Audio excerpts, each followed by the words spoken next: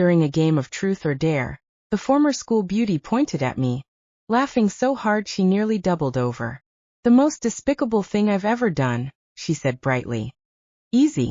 7 years ago, I used his phone to delete his poor little girlfriend's desperate plea for help while he was in the shower.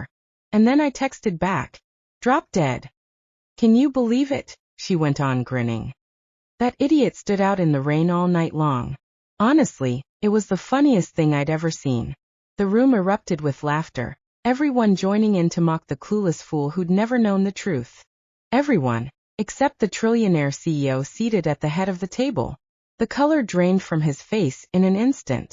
The next second, amid the roaring laughter, he crushed an expensive crystal wine glass in his bare hand. The sharp crack cut through the air, and the private room fell into dead silence. Wine spilled, tinged with red, splashing onto my waiter's uniform.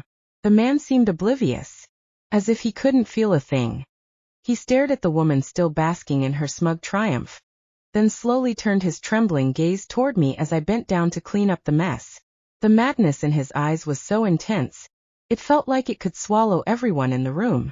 The Carile Club, Manhattan's most exclusive private membership space, was entirely booked for the evening. The word was a newly minted venture capital titan, worth 9 figures, had returned from overseas and wanted to flaunt his success to his old college crowd. When the manager handed me the gold-embossed wine list, his eyes held a fleeting, unreadable pity. "Scout," Mr. Davies said, his voice low. "It's the V88 suite tonight. If you don't want to go, I can assign someone else." I adjusted my ill-fitting server uniform, offering him a faint smile. "It's fine, Mr. Davies. That's our highest spending suite. The corkage fees alone will net me a decent bonus. I need the cash, you know." He sighed, patted my shoulder, and walked away. I pushed open the door to the VA88 suite, the heat wave hitting me instantly, thick with the scent of expensive perfume, Cuban cigars, and something else, the dizzying, nauseating smell of burning money. In the center of the plush leather sofa sat the man I hadn't seen in 7 years. He had changed completely. Gone was the memory of the fiercely proud, intensely stubborn boy in a faded hoodie and threadbare jeans. In his place sat a polished, cold-eyed business mogul exuding the effortless authority of a true power player. He was leaning back, listening to someone next to him, a detached, almost bored smirk playing on his lips. And nestled against him was the woman who had stolen him from me all those years ago, Genevieve "Jen" Sinclair. Jen was draped in a custom white Chanel dress, her neck flashing with a diamond necklace that caught the ambient light like a beacon. She swirled the contents of her wine glass, radiating the smug arrogance of a proud swan. "Oh, Holden's back in the States mainly for me, of course. He's shifting his company headquarters because, well, we're finally getting engaged." A chorus of sycophantic praise immediately erupted. The campus beauty and the brain, a match made in heaven. "Holden, you're on the cover of Forbes now. Jen, you lucked out. It's the ultimate turnaround story. Unlike some people who traded up for cash and bailed. Bet they're regretting that decision now, huh?" The intentional barb hung in the air, and for a silent second, every eye in the room pivoted to me, where I stood in the corner, expertly uncorking a bottle. I felt nothing. Like a numb marionette, I sliced the foil with a corkscrew, twisted the worm, and slowly pulled the stopper. Bordeaux left bank. Optimal pour after 20 minutes of decanting. I poured the breathing wine into the massive crystal goblet in front of Holden Reese, my movements flawless, professional. Holden finally raised his head. His stare was a devastating cocktail. Contempt, disgust, raw hatred, and a subtle flicker of something deeper, an arrogant indifference. He didn't reach for the glass, allowing me to hold it suspended in the air. My wrist, fatigued from balancing the heavy serving tray, gave a tiny, involuntary tremor. "Scout Davis?" He finally spoke, his voice a low, gravelly baritone. "I heard you dropped out of NYU before graduation. What happened? Did your trust fund boyfriend get bored and toss you out? Now you're scraping by serving drinks in places like this?" The room fell silent, the audience waiting for the spectacle. Jen theatrically covered her mouth, feigning shock as she looked at me. "Oh my God, it is Scout. How are you dressed like that? Honey, if you're really hard up, just tell me. Even though you threw Holden over for money, we're still old classmates." I'd be happy to arrange something for you. Maybe a janitorial position at my father's firm. She deliberately lingered on the phrase, threw Holden over for money. The whispers of judgment started. A fine. Biting spray. Serves her right. Holden was so devoted back then. That's karma. Look at the CEO he is now. Billions. And her? Waiting tables. The tides turn, you know. 30 years down the road, I listened to the stinging comments with a blank expression, as if they were discussing a stranger. 7 years. I had built a fortress around my heart. I'd worked in the darkest corners of the city, washing dishes in scorching kitchens, moving inventory in freezing cold storage, being splashed with drinks by drunk patrons, and being screamed at by landlords calling me a beggar. Dignity. That broken thing had been pulverized into dust on that rainy night, 7 years ago. Mr. Reese, your wine, I repeated, my voice steady. Holden fixed his gaze on my eyes, clearly searching for a hint of remorse, shame, or even tears. He was disappointed. My eyes contained nothing but endless fatigue and a chilling, vacant numbness. My indifference seemed to infuriate him. He suddenly raised his hand and slammed it down, violently knocking the wine glass out of my grasp. This vintage is too common, Holden said, pulling a crisp linen napkin from his pocket to wipe his hand. His eyes were arctic. Get me something else, a bottle with some real age. Something like that night, 7 years ago. He was humiliating me. 7 years ago. He was still a penniless college student, who'd saved up for 3 months to buy a single bottle of cheap corner store red wine for my birthday. We drank it straight from the bottle on the cold grass of the campus quad. Our faces flushed, promising to stay together forever. Now he was using that same memory to remind me of the price of betrayal. Jen giggled, playing along. Oh, Holden, don't be so hard on her. That wine costs a fortune. She couldn't pay for the broken glass if she sold everything she owns. Just apologize to Mr. Reese's scout, wipe up the mess, and we'll let it go. I knelt, retrieved a cloth, and began to carefully blot the scarlet stain from the expensive Persian rug. A tiny shard of crystal glass embedded itself in my fingertip, a sharp, familiar stab of pain. I didn't flinch. I merely calculated in my head, that's my commission gone. Plus the cost of the glass. Tonight's work, maybe half a month's wages, is now a loss. This was my life now. No romance, no poetry, only the brutal arithmetic of bills I couldn't pay and debts I couldn't outrun. As for love, that was a luxury only the rich could afford. My apologies, Mr. Reese. I finished cleaning the last trace of wine, stood up, and maintained my humble, subservient posture. I will inform the manager to send up the finest bottle we have. Holden looked at the small bead of blood welling up on my finger. His pupil constricted momentarily, but the mask of icy indifference returned instantly. Get out. I didn't get out. Because Mr. Davies told me the client in V888 had specifically requested my service for the duration of the night. If I left, I'd lose the mandatory $2,000 tip and potentially have my base pay docked. I desperately needed the money. My mother's dialysis next month hadn't been covered yet, and the landlord was already texting about next quarter's rent. So I went to the restroom to quickly bandage the cut, and then I returned to that suffocating, velvet-lined suite. When I pushed the door open again, the atmosphere had shifted. 3 rounds of drinks in, the impeccably tailored elite had started to drop their pretenses, revealing the ugly core of humanity beneath. They were playing truth or dare.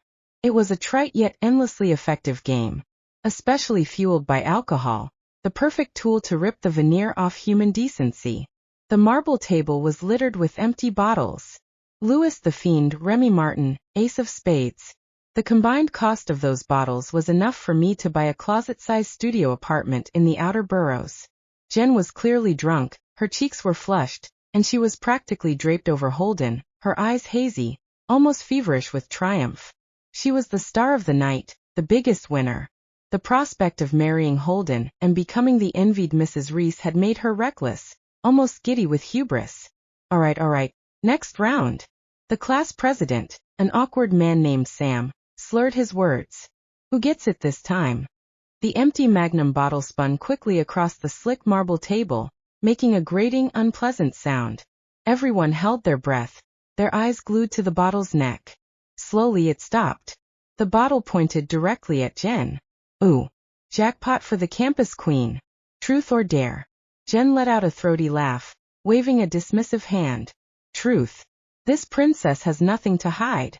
Sam rubbed his hands together with a malicious grin, his eyes bouncing between me and Jen. He was clearly looking to stir up trouble. Fine, let's go with a juicy one. Jen, what is the most despicable, most heartless thing you've ever done in your entire life? The question dropped into the room like a stone. They were all adults, who didn't have a few dirty secrets.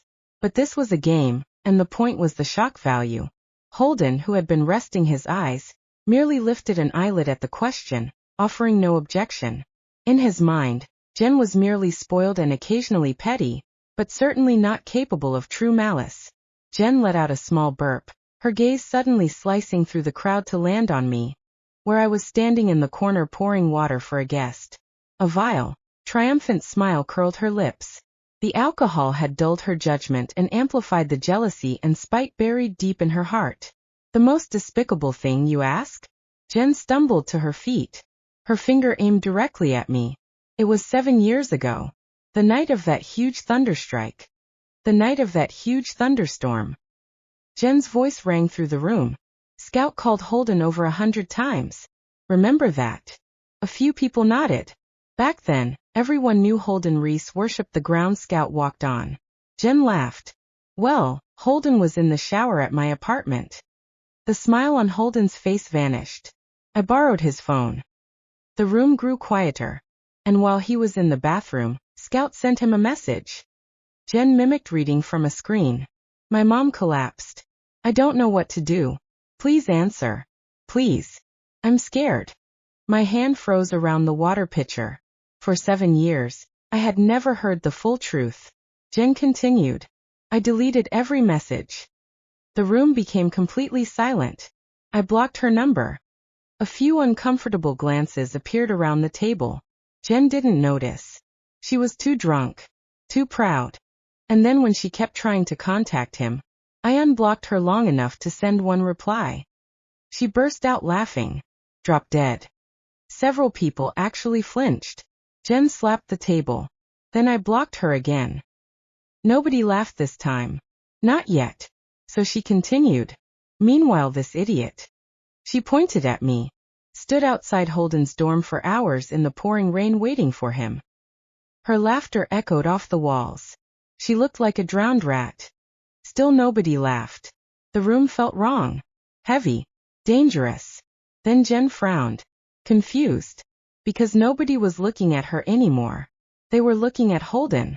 His face had turned completely white. Not pale. White. Like someone had drained every drop of blood from his body. His hand slowly tightened around the crystal wine glass. Crack. The sound was soft. Almost delicate. Then, crash. The entire bowl exploded in his hand. Crystal fragments scattered across the table. Several women screamed. Red wine mixed with blood and dripped between his fingers. Holden didn't even blink. He stared at Jen. Say that again. His voice was quiet. Too quiet. Jen suddenly looked sober. What? Say. Holden rose to his feet. That. Nobody moved. Nobody breathed. Jen swallowed. Holden, I was just joking. You deleted her messages? His voice shook. You sent that text? The room seemed to shrink. Jen forced a laugh. It was years ago. Years ago. The words hit him like a bullet. For 7 years Holden had believed I abandoned him. For 7 years he had replayed our last conversation. For 7 years he had built an empire fueled by hatred. And now he had learned the truth. I never left. I had been begging him to answer. Begging him to come. My mother's aneurysm had ruptured that night. She nearly died. I had sat alone in a hospital hallway believing the only person I loved had rejected me. And Holden had spent that same night searching half of Manhattan for me after finally realizing I was missing. Neither of us had known. Because of one text. One message. One lie. Jen took a step backward. Holden, listen. Get out. She blinked. What? Get. His voice cracked. Out. Nobody had ever heard Holden Reese sound like that. Not angry. Broken. Jen's face turned white. Holden, we're engaged. No. The single word landed like a hammer. We're not. Her mouth fell open. Holden, we were never getting married. Silence. Absolute silence. Holden reached into his jacket, pulled out a velvet ring box, opened it. Inside was a 10-carat diamond. Then he dropped it into his untouched wine glass. Plunk. The diamond disappeared beneath the red liquid. Take it. Jen stared at him, unable to move, unable to breathe. Or don't. He looked at her as if she were something rotten. I never want to see you again. For the first time that night, Jen looked genuinely terrified. Not because she lost a fiancé. Not because she lost wealth. Not because she lost status. Because she suddenly realized she had destroyed her own life with her own mouth. Nobody had exposed her. Nobody had investigated. Nobody had uncovered the truth. She had proudly confessed. In front of everyone. And there was no taking it back. Then Holden turned toward me. His eyes were red. Not from alcohol. From tears. 7 years too late. Scout. I looked at him. The same way I'd looked at him all night. Empty. Tired. Nothing left. He took one trembling step forward. Then another. The billionaire. The media darling. The man who could buy half the city. Looked at me like a starving man looking at food. Why didn't you tell me? A sad smile touched my lips. Would it have mattered? His face shattered. Because we both knew the answer. 7 years ago? Yes. It would have mattered. Now. The damage had already been done. Some things survive poverty. Some things survive betrayal. Some things even survive hatred. But 7 years of grief? 7 years of silence? 7 years of believing the person you loved abandoned you? Some wounds heal. Others simply become part of who you are. And as I stood there in my cheap server uniform while Manhattan's newest billionaire stared at me with regret in his eyes, I realized something. I no longer loved Holden Reese. The tragedy wasn't that we'd lost each other. The tragedy was that we had found each other again. Far too late. Holden took another step toward me, like he could close 7 years in a single movement. But I stepped back. Just once. Enough. Don't, I said quietly. Not angry.